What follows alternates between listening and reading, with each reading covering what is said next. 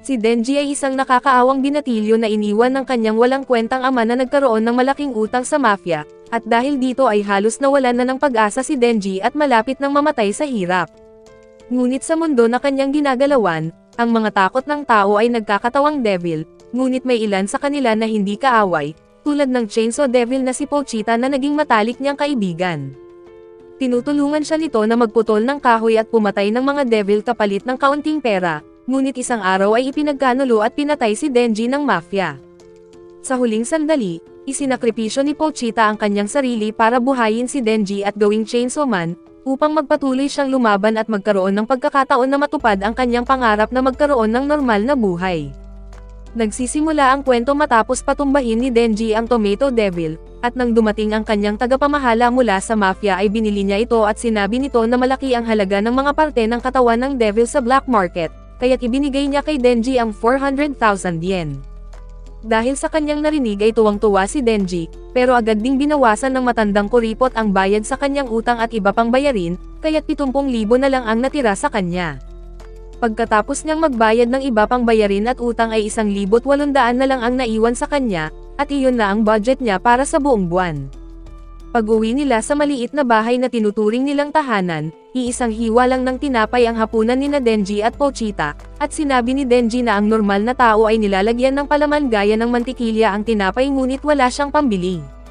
Naiisip din niya na malamang na hindi siya magkakaroon ng nobya, dahil wala siyang bahay na pwedeng dalhan o pera para makipag-date. Sa huli ay nakatingin siya sa labas ng bintana at nagsabi na gusto niyang maranasan matulog kasama ang isang babae bago siya mamatay. Habang umuulan ay naalala niya ang araw na tuluyang nagbago ang kanyang buhay, nagpakamatay ang kanyang ama para takasan ang kanyang malaking utang, at ang matandang gangster ay nagutos sa batang si Denji na dalhin ang 700,000 yen sa loob ng 24 na oras bilang bayad, at kung hindi niya ito magawa ay siya mismo ang papatay sa kanya. Kasabay nito ay doon niya nakilala ang Chainsaw Devil na mukhang aso, ngunit sa simula ay natatakot siya at handa nang mamatay, pero nang makita niya na sugatan ang Chainsaw Devil ay naawa siya rito kaya tinalok niya ang kanyang dugo upang gumaling ito. Kinagat ni Pochita ang kanyang braso at nilinaw ni Denji na hindi iyon libre at isa itong kontrata, kapalit ng dugo niya ay tutulong si Pochita sa kanya para mabuhay rin siya. Kinabukasan, nakapatay si Denji ng isang devil sa tulong ni Pochita, at simula noon ay kinuha siya ng mafia bilang kanilang pribadong devil hunter. Pagbabalik sa kasalukuyan mula sa pagbabalik tanaw, bigla siyang umubo ng dugo na nagpapaalala sa kanya ng pagkamatay ng kanyang ina na ganoon din ang kanyang sakit. Bigla siyang nakarinig ng katok mula sa pinto, at biglang dumating ang matandang gangster na may bagong ipapagawa sa kanya.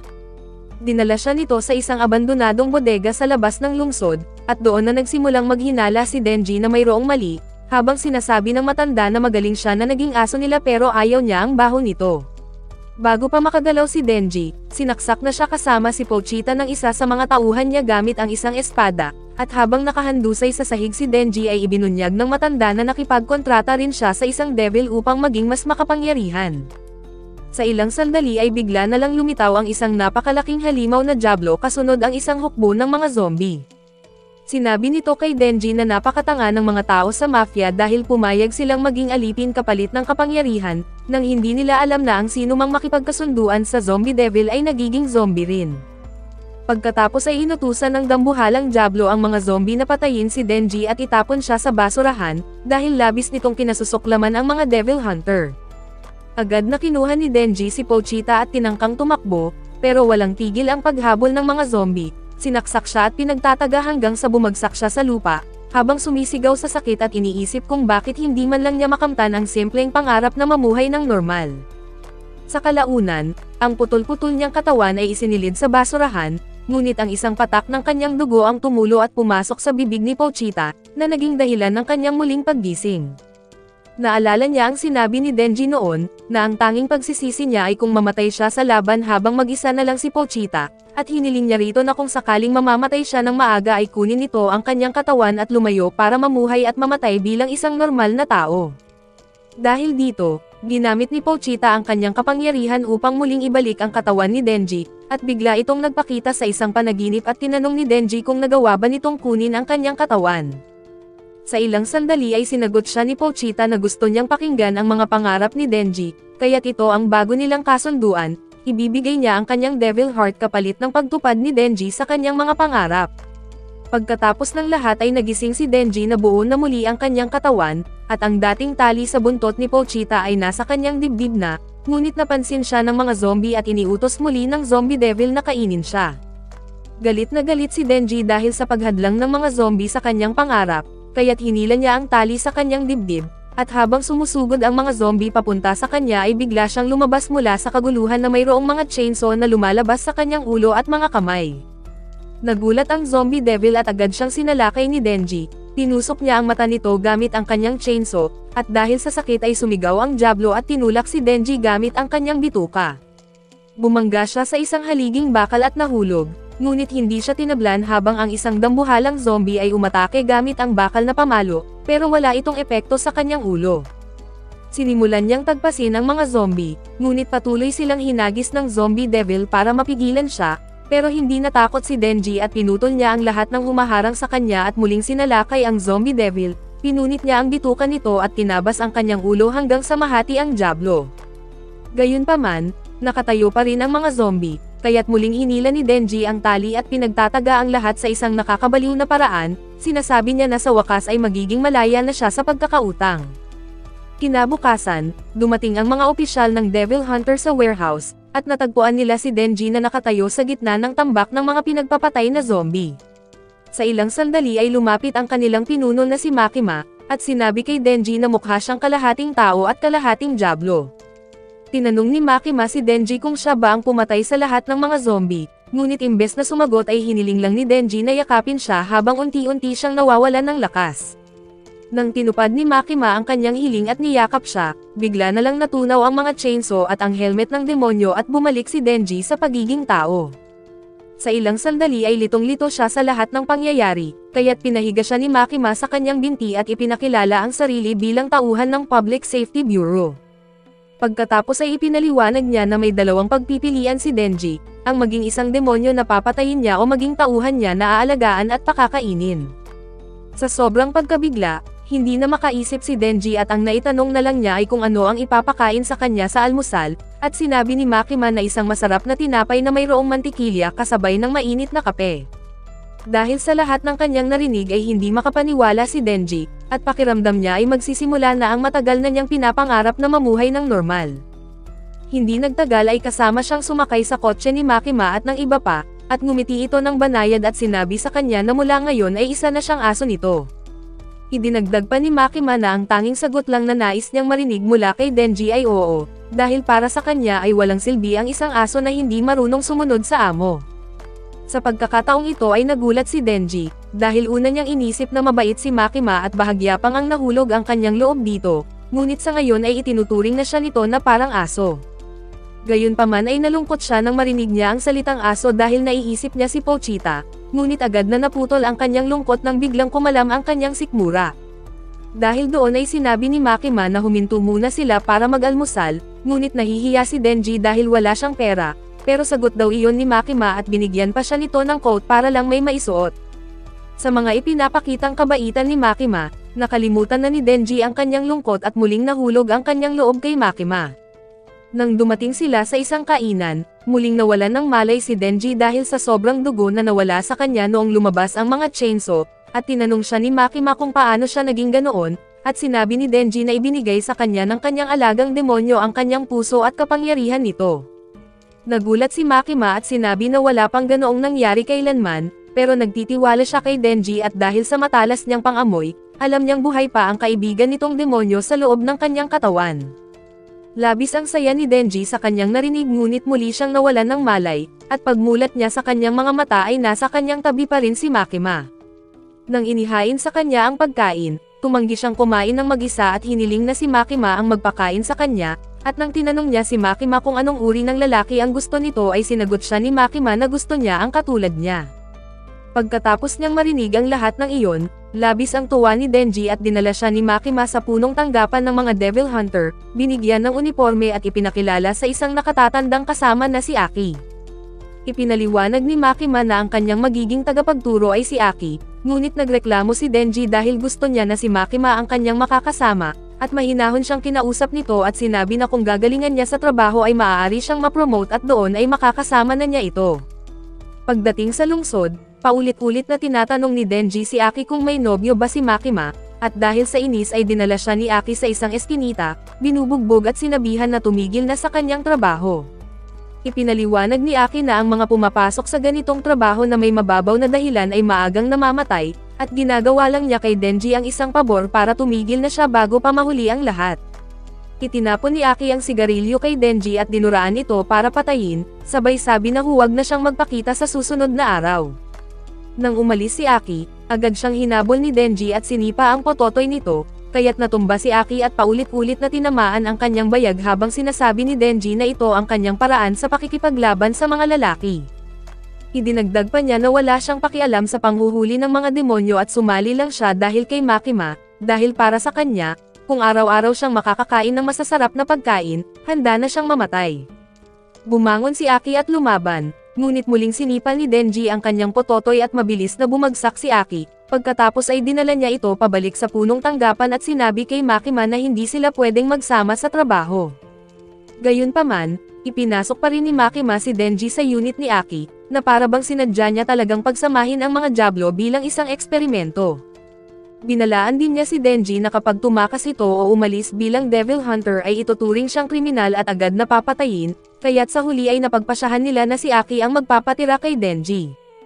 Sa sumunod na araw, nilagyan ni Denji ng maraming mantikilya ang kanyang tinapay at kinain ito na nagkalat sa buong bahay ni Aki, ngunit habang natutupad ang matagal na niyang pinapangarap na buhay, pinipigilan ni Aki ang kanyang sarili upang hindi niya sipain si Denji palabas.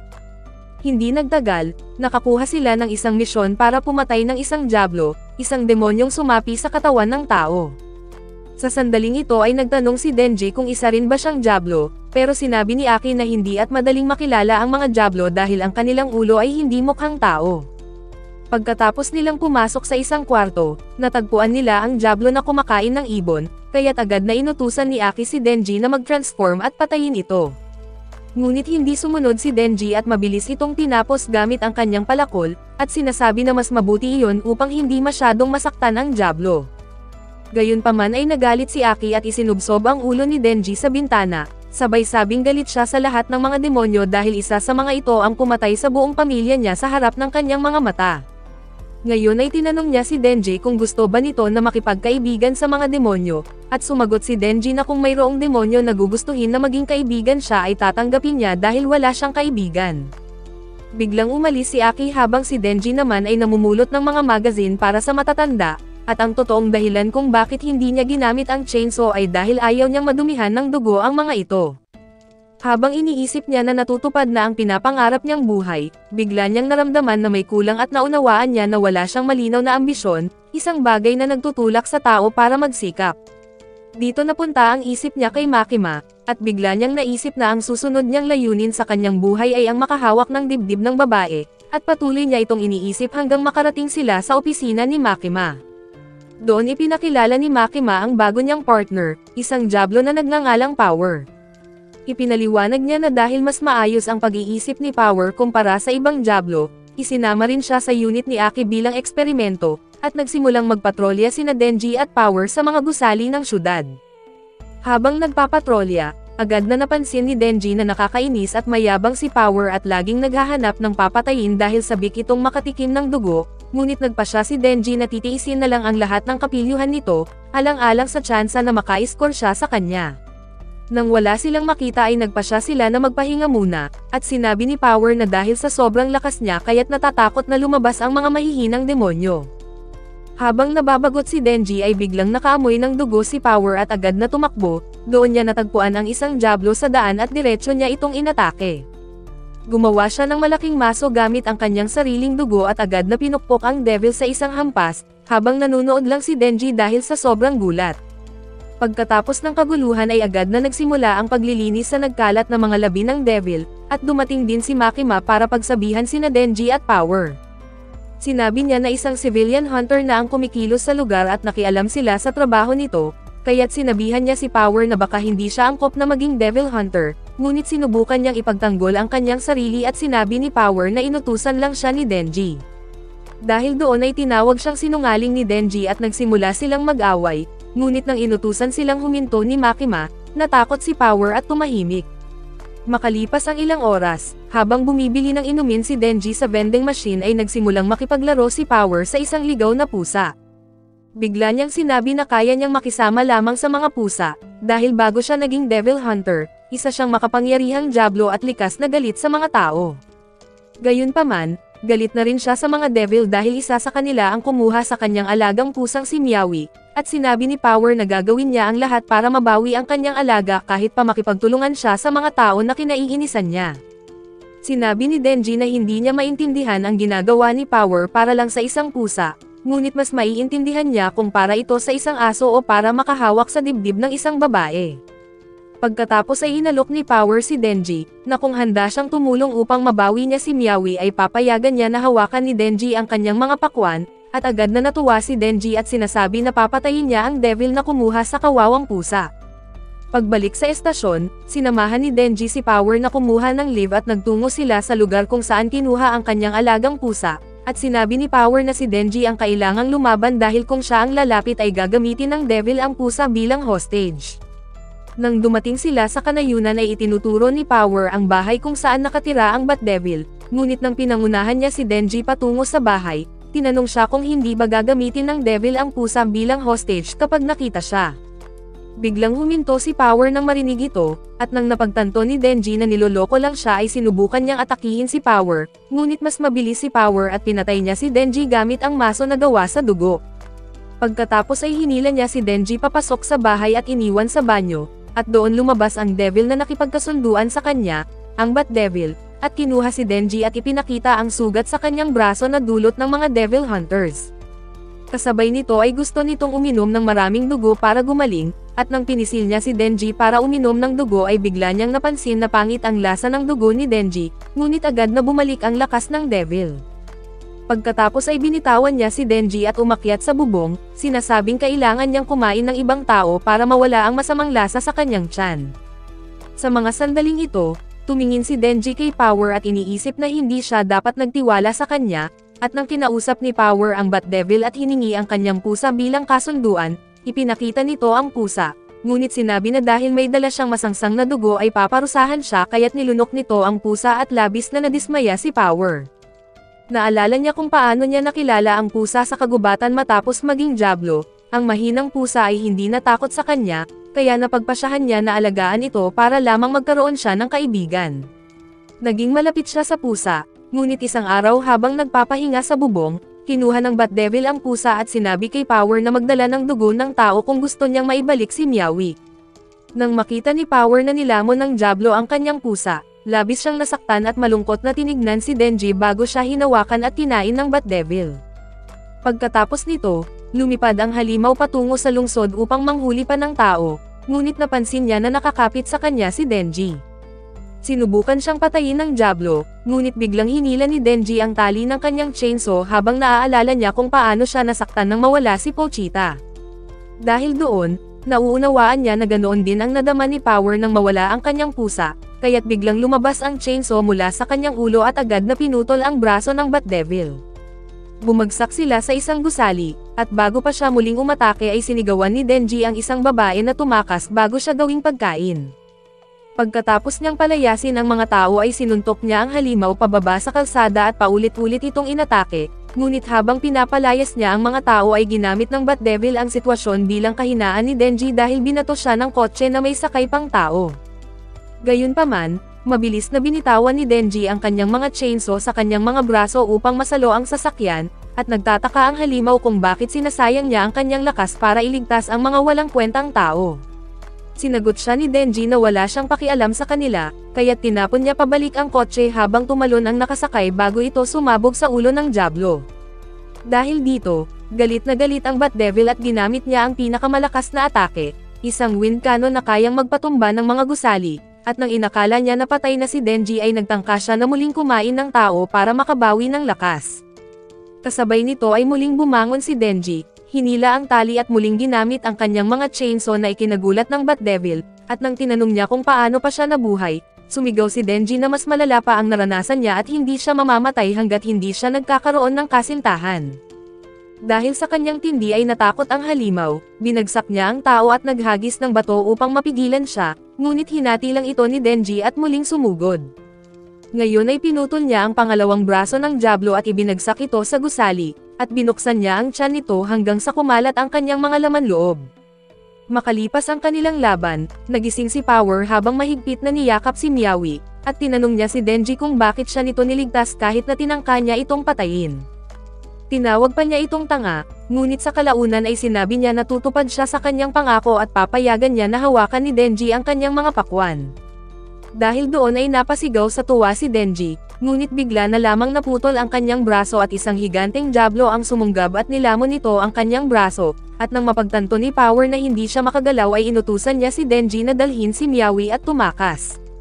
Gayunpaman, nagpa siya si Denji na muling lumaban at hinila niya ang tali. Ngunit dahil sa sobrang pagdurugo ay maliit na chainsaw lang ang lumabas mula sa kanyang ulo. Pagkatapos ay lumapit siya sa higanteng Diablo, at doon sinabi ng halimaw na ang Bat Devil ay kasintahan niya at galit siya dahil pinatay ito ni Denji. Sa hindi inaasahan ay hinayaang mabuhay ng Worm Devil si Denji dahil gwapo daw itong tingnan, pero plano pa rin niyang patayin ang babae at ang pusa, ngunit hindi pumayag si Denji na mawala ang kanyang gantimpala kaya naghanda siyang lumaban. Agad siyang inatake ng Diablo gamit ang mga paa nito, ngunit nang nakaiwas siya at tumalon sa paligid, nahuli siya ng Diablo at ibinangga sa gusali. Habang tuloy-tuloy ang pag-iwas ni Denji ay nakakita siya ng pagkakataon na makalapit at makasuntok, ngunit muling pinalipad ng Worm Devil ang kanyang katawan, at tinawanan siya nito at sinabi na hindi siya makapaniwala na natalo ang kanyang nobyo sa isang mahinang tulad niya. Ipinahayag pa niya na mamamatay na si Denji, ngunit iginiit ng binata na hindi siya mamamatay hanggat hindi niya nahahawakan ang hinahangad na Cocomelon, at tinawag ng Worm Devil na walang kwenta ang pangarap niya, isang bagay na lalong nagpainit sa damdamin ni Denji. Sa sandaling ito ay naaalala niya ang paulit-ulit na pangungutya sa kanya, kaya't galit siyang sumugod muli at mabilis na nakaiwas at nakalapit, para patayin ang Diablo gamit ang maliit na chainsaw sa kanyang ulo.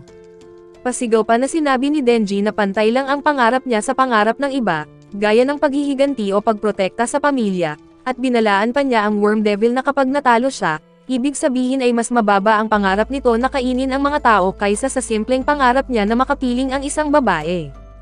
Habang nagpapatuloy ang kanilang laban, ginamit ni Denji ang mga bituka ng Bat Devil upang itali ang mga paa ng Worm Devil at pabagsakin ito, ngunit nang muli niyang nasugatan ang kalaban ay hinampas naman siya ng mga galamay nito. Sa mga sitwasyong ito ay halos nawalan na ng lakas si Denji, pero pinilit niyang bumangon at tumakbo siya sa paligid at nagtago sa mga guho para umatake mula sa likod.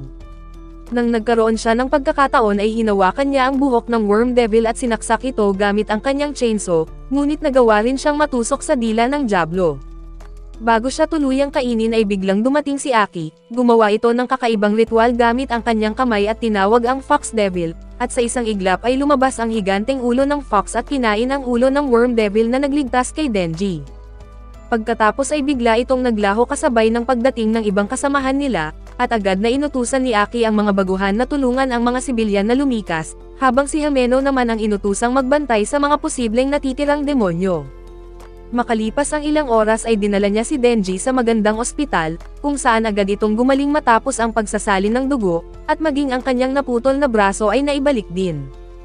Habang nagbabalat si Aki ng mansanas para sa kanya ay sinabi niya na para talaga siyang isang demonyo, at nang sumagot si Denji na nakikipagkaibigan lang siya sa isang devil ay tinawag siyang tanga ni Aki, at ipinaliwanag na ang mga devil hunters ay nakikipagkontrata sa mga devil kapalit ng kapangyarihan. Inamin niya na mayroon siyang kontrata sa Fox Devil, at sa bawat pagtawag niya rito ay may kapalit na bahagi sa katawan niya, at sa pagkakataong iyon ay balat ang kanyang isinakripisyo. Tinanong niya si Denji tungkol kay Power, ngunit tumanggi itong magsumbong at sinabi niya na mabuti naman si Power, at nagkukunwari na wala siyang alam tungkol sa bakas ng dugo sa lugar ng Bat Devil. Dahil dito, pinagbibintangan siya ni Aki na kumakampi siya sa mga demonyo, ngunit naalala ni Aki kung paano nagpasalamat ang mga tao sa Chainsaw Devil, at doon niya nakita ang pag-asa kay Denji at sinabi niya na hindi niya ito isusumbong sa kanilang mga nakatataas sa pamamagitan ng isang kondisyon. Sinabihan niya si Denji na seryosohin ang kanyang mga utos at payo, dahil wala itong pakialam sa moralidad at walang ideya kung paano gumagana ang mundo, at kung susundin niya ito ay mapoprotektahan niya ang kasalukuyan niyang pamumuhay. Agad namang pumayag si Denji at sinabi niya na bagamat wala siyang mataas na pangarap tulad ng iba, determinado pa rin siyang makamit ang kanyang simpleng pangarap, kaya't handa siyang makipagtulungan.